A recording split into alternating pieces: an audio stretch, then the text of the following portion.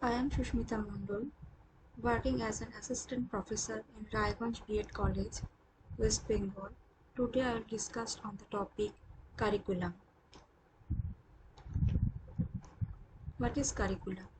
Curriculum is all the learning experiences embedded in the courses which are offered in the education institution for the education of the learners and which students pursue in order to get a degree, a certificate, a diploma, or any other forms of academic credits. According to the great educationist Taylor, the curriculum is all the learning experiences planned and directed by the school to achieve its educational goals. In his classic book, Basic Principles of Curriculum and Instruction, 4 questions are raised concerning curriculum. These are: what educational purposes should the schools seek to attain? What educational experiences can be provided that are likely to attain these purposes? How can these educational experiences be effectively organized? How can we determine whether these purposes are being attained? In India, the National Curriculum Framework 1975, titled The Curriculum for the 10-Year School, a framework defined what is meant by the term curriculum. It refers a curriculum may be regarded as the sum total of all the deliberately planned set of educational experiences provided to the child by the school. As such, it is concerned with the general objectives of education at a particular stage or class, subject-wise instruction objectives and content, course of studies and time allocation, teaching learning experiences, instructional aids and materials, evaluation of learning, outcomes and feedback to pupils, teachers and parents. This definition seems to engage with the 4 fundamental questions raised by Taylor. There are 4 different components of curriculum. These are purposes, which means aims and objectives. The second component is learning experiences, that means content and subject matter. Third component is organization of educational experiences, that means methodology. And the fourth component is evaluation. On the basis of objectives, selection and organization of the learning experiences are formed. And also on the basis of objectives, the assessment of the curriculum is occurred. The first component is objectives. Objectives should be formed on the basis of sociological, philosophical and psychological needs. Curriculum should be constructed on the basis of the needs of students and society, and it should be relevant to present world. The curriculum should help to develop knowledge, attitude and skills to the young people, which is need for success in their future life and help to compete their country successfully in the global world. Now society is influenced by information and technology, so the curriculum should focus on technology also. The second needs is philosophical needs. Philosophical issues have always influenced society and institutions of learning.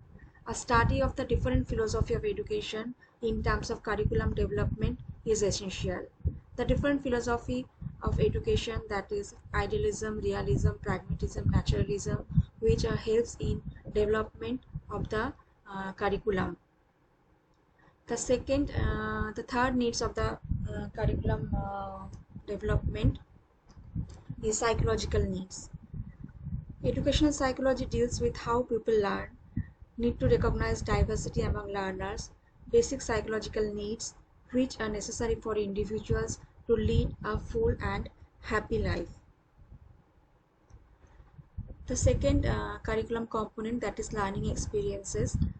According to Taylor, learning experience refers to the interaction between the learner and the external conditions in the environment to which the learner can react. The criteria used in selection of learning experiences includes self-sufficiency, significance, validity, utility, learnability, feasibility, etc. The principles to follow in organizing the learning contents are balance. Content curriculum should be fairly distributed in depth and breadth of the particular learning or discipline. The content should not be overcrowded or less crowded. In articulation, it means each level of subject matter should be smoothly connected to the next. Gaps or overlaps in the subject matter will be avoided. Sequence. It means the logical arrangement of the subject matter. It refers to the depending and broadening of content as it is taken up in the higher level. Integration also needed in organizing of the learning outcomes. It means the horizontal connections are needed in subject areas that are similar so that learning will be related to one another. Continuity. Learning requires a continuing application of the new knowledge, skills, and attitudes or values so that these will be used in daily living. The constant repetition, review, and reinforcement of learning is what is referred to as continuity. The third component is organization of learning experiences. Instructional strategies and methods will link to learning experiences, the core and heart of the curriculum. The instructional strategies and methods will put into action the goals and use of the content in order to produce an outcome. Teaching strategies convert the written curriculum to instruction. Among these are time-tested methods, inquiry approaches, constructivist, cooperative learning, collaborative learning, and other emerging strategies that complement new theories in teaching and learning are applied for organization of learning experiences. Educational activities like field trips, conducting experiments, interacting with computer programs, and other experiential learning will also form part of the repertoire of teaching. Teaching methods should stimulate the learner's desire to develop the cognitive, affective, psychomotor domain of the individual. The fourth component is curriculum evaluation. Curriculum evaluation refers to the formal determination of the quality, effectiveness, or value of the program, process, and product of the curriculum. Evaluation can be used continuously during the year as a basis for identifying particular points needing further attention with particular groups of students and as a basis for giving individual or planning individual programs for students in the light of their particular progress in educational program. Content selection also related with time allocation, credit content, etc. Relative emphasis should be given for specification of weightage of hour, that is time allocation, specification of credits for different contents within a course. Depending on the weightage, credits, and the kind of objectives to be achieved, the methodology process and the assessment method should be decided.